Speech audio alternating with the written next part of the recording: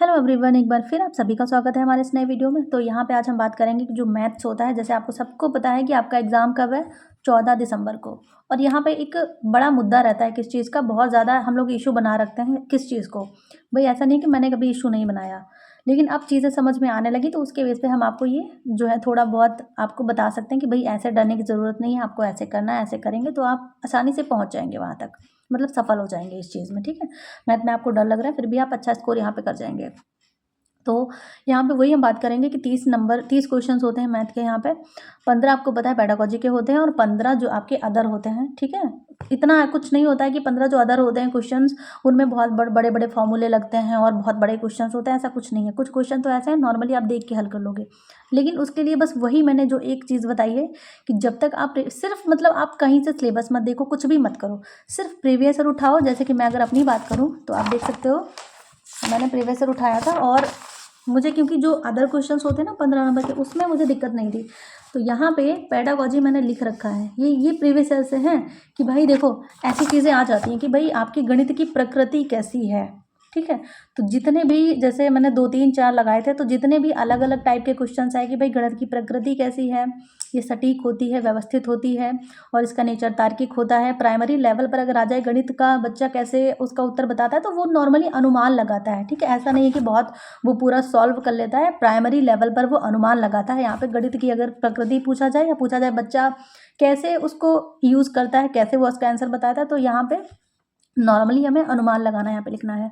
और इसकी जो प्रकृति होती है ये निगमनात्मक विवेचन पर आधारित होती है, श्रेणीबद्ध होती है, सृजनात्मक विषय होता है ये, सौंदर्य परक, ये भी चीज़ यहाँ पे सौंदर्य परक मूल भी गणित में अगर ऑप्शन आ जाता है ना, 2 3 ऑप्शन आ जाते हैं कि गणित की प्रकृति इनमें से कैसी है, तो सौंदर्य परक भी यहाँ पे सही होगा। क्योंकि हम लोग को लगता है कि भाई गणित में कहाँ सौंदर्य, गणित तो निगमनात्मक चीज़ों पे वो विवेचन उस पर आधारित होती है ना। लेकिन नहीं भाई, सटीक होती है, व्यवस्थित होती है, अनुमान लगाते हैं जो प्राइमरी लेवल के बच्चे होते हैं। और ये सौंदर्य परक मूल्य भी इसमें क्या है, इसको आप टिक करोगे। तो ये सारी चीज़ें मैंने कहाँ से लिखी, ये सारी चीज़ें मैंने लिखी थी प्रीवियस ईयर के क्वेश्चंस करे थे, वहाँ से उठा उठा के यहाँ पे लिखा था। ठीक है, और ऐसा भी नहीं है कि मैं अगर आपको बता दूं मैंने 10 प्रीवियस ईयर के क्वेश्चंस करे थे। 10 प्रीवियस ईयर क्वेश्चंस का मतलब समझ रहे हैं आप, 30 क्वेश्चन है, 30 धाम यानी 300 क्वेश्चन। तो भाई 300 मैंने क्वेश्चंस किए ही नहीं थे। अगर आप 3 लगा लेते हो PYQ, ठीक है, पूरे पूरे पेपर, तो मान के चलो मैथ्स के कितने हो जाएंगे, 3 3 9 यानी सिर्फ 90 क्वेश्चन। ठीक है, तो मैं ये नहीं कह रही हूँ कि पूरा बैठ के लगाओ, अभी जैसे इतने दिन है तो अभी अगर आपको मैथ तैयार करनी है तो आप ऐसा करो, मैथ के उठा लो। ठीक है, जैसे 2000 जुलाई वाला मैथ का उठाया, फिर उससे पहले वाला आपने मैथ का उठाया, फिर उससे पहले वाला मैथ का उठाया, ऐसे करो कि भाई मैथ के 60 क्वेश्चन हो गए, सारी चीज़ें लिखते हुए चलो, जो पेडागोजी में अलग कुछ लग रहा है सब लिखते हुए चलो। और बस एक बार ऐसे ही बैठ के देख लो, हिंदू अरबी गणना प्रणाली ऐसी होती है, इसमें 10 अंक होते हैं। अच्छा, 0 से 9 तक होता है, आधार इसमें 10 होता है, वो डेसिमल नंबर होते हैं। अबेकस में क्या होता है, ये सारी चीज़ें आपको नोट डाउन करनी, क्योंकि आपको पता है अबेकस से प्रश्न आते हैं, ग्राफ पेपर से प्रश्न आते हैं, टाइल से प्रश्न आते हैं, और जो आपका ये होता है डॉट पेपर क्या होता है, डायनेस ब्लॉक्स क्या होता है। और ये सारी चीज़ें आपको पता है मैंने कहाँ से लिखी थी, मैंने प्रॉपर वो करा था। NCERT बुक जो होती है ना, कक्षा 1 का मैंने देखा उसमें कुछ नहीं था, 2 का देखा उसमें भी कुछ नहीं लगा, इतना इजी थे लग रहा था, इसमें भाई क्या देखें। तो कक्षा 3 का जो भी 2 4 लाइनें समझ में आई, और कक्षा 4 और कक्षा 5 3 का मैंने यहाँ पे करके जो भी चीज़ें मुझे लग रही थी, जैसे ये चीज़ें, जियो बोर्ड क्या होता है, डॉट पेपर का यूज़ क्यों करते हैं, डायनेस ब्लॉक्स का यूज़ क्यों करते हैं, और ग्राफ पेपर क्यों यूज़ किया जाता है, या फिर इस तरह से क्वेश्चन आएंगे बच्चों को वर्ग और आकृतियाँ समझानी हैं, तो निम्न में से हम किसको चूज़ करेंगे, तो वहाँ पे भाई ग्राफ पेपर भी लिखा है, टाइल भी लिखा है, ठीक है, डॉट पेपर भी लिखा है। तो आपको पता नहीं होगा कि डॉट पेपर का बच्चों को, प्राइमरी लेवल का जो बच्चा होता है, क्या उसको बताने के लिए हम यूज़ करते हैं, तो आप नॉर्मली नहीं कर पाएंगे। तो उसके लिए मस्ट है कि आपको प्रीवियस ईयर के क्वेश्चंस वहाँ पे करना है, और ये सारी चीज़ें लिख लो, नोट्स बना के लिख लो कि भाई डायनेस ब्लॉक का प्रयोग ऐसे होता है। कोई अलग क्वेश्चन लगे, जो लगे कि भाई ये चीज़ें मैंने सीखी है, इससे तो डिफरेंट लग रहा है, उसको तुरंत नोट करो। नोट करने से क्या होगा, ऐसा लगेगा हमें जैसे मैं अगर पढ़ रही हूँ तो मुझे भी लगता है अरे इसमें क्या, ये थोड़ी ना भूलेंगे, ये तो याद रहेगा। फिर कुछ समय ऐसा आता है कि जब बहुत सारी चीज़ें पढ़ लिए होते हैं तो वो चीज़ भूल जाती है, इसलिए नोट डाउन करना बहुत इंपॉर्टेंट होता है। अब कोई ज़रूरी नहीं आप रट रहे हो बैठ के, नहीं, आपने बस ऐसे नज़र आपकी पहुँच गई, आपका वो रिकॉल हो गया, मतलब आप भूलेंगे नहीं उसको। अगर एग्ज़ाम हॉल में बैठे हैं, वो प्रश्न आपको दिख गया तो आप उसका आंसर ईजिली निकाल लोगे वहाँ से। तो इसलिए चीज़ों को लिखते हुए चलो। और जिनका नहीं निकल रहा है, जो बहुत परेशान है, जैसे कल हम लाइव आए थे तो वहाँ पे बहुत सारे लोग बोल रहे थे कि हमारा 5वां अटैम्प्ट है, कुछ लोग बोल रहे थे तीसरा अटैम्प्ट है, 88 से प्लस ही नहीं जा रहा है, 2 बार दिया है 88 आया है। उनके लिए ये चीज़ें मैं बोल रही हूँ। प्रीवियस ईयर के क्वेश्चंस करो और उसको नोट करते रहो। जैसे कि यहाँ से डॉट पेपर से क्वेश्चंस आ गया तो उसको पूरा कवर करो। गणित की प्रकृति कैसी होती है, तो आपने जैसे जो भी उसमें लिखे 4 ऑप्शन लिखे, फिर उसके बाद उसकी व्याख्या देखो जाके। व्याख्या से जो भी चीज़ें आपको मिले कंक्लूजन कि भाई ये है। अब जैसे व्याख्या होती है वहाँ 10 लाइन की, तो 10 लाइन थोड़ी ना हम नोट्स में लिखेंगे। जो आपको लग रहा है जो मेन है, ठीक है, वो आप अपने नोट में बहुत छोटा छोटा लिखते हुए चलो। ये आपको बिल्कुल अमृत, क्या कहते हैं उसको, बहुत मतलब यूज़फुल रहने वाले हैं ये चीज़ें जो मैं बता रही हूँ। तो ये आपको करना है। तो धीरे धीरे आप में क्या होगा, कॉन्फिडेंस भी जगता रहेगा कि भाई चीज़ें हमारी इंप्रूव हो रही हैं, हमको चीज़ें समझ में आ रही हैं। और ऐसे नहीं पढ़ेंगे, अब पता लगे कि आप पढ़ रहे हैं, सिलेबस निकाल के पढ़ रहे हैं और आप पिछली 2 बार से नहीं निकल पा रहा है, या फिर आपको मैथ्स में बहुत डर लग रहा है और आप सिलेबस के अकॉर्डिंग पढ़ रहे हैं कि भैया, तो इसमें सिलेबस के अकॉर्डिंग नहीं, इसमें प्रीवियस ईयर क्वेश्चंस के अकॉर्डिंग अगर आप करोगे तो आपका स्कोर यहाँ पे आप अच्छा कर जाओगे। और रही बात, ये सारी चीज़ें अगर मैं बता रही हूँ ना, जैसे कि सवाल हल करना, कौन सा क्रियाकलाप है, इस टाइप से क्वेश्चंस आते हैं इसमें। तो भाई देखोगे नहीं तो कैसे पता चलेगा किस टाइप से क्वेश्चंस आते हैं, कैसे आपको अपने ब्रेन को उस लेवल तक का लाना है ना, ये भी तो समझना पड़ेगा ना यहाँ पे। ठीक है, ऐसे ऐसे क्वेश्चंस आते हैं। बाकी एनसीएफ से 2-3 क्वेश्चंस आते हैं मैथ में। एनसीएफ बहुत इंपॉर्टेंट है। एनसीएफ का वीडियो मुझे करना पड़ेगा, मतलब मुझे अपलोड करना पड़ेगा। ऐसा एनसीएफ का वीडियो मुझे अच्छे से उस पर लिखना पड़ेगा। क्यों, अब अलग जैसे कि मैथ्स में है तो कुछ चीज़ें अलग एक्स्ट्रा दी होती है। नॉर्मल एनसीएफ आप पढ़ लेंगे तो मैथ के क्वेश्चन देखेंगे तो आपको उसके आंसर उसमें नहीं मिलेंगे।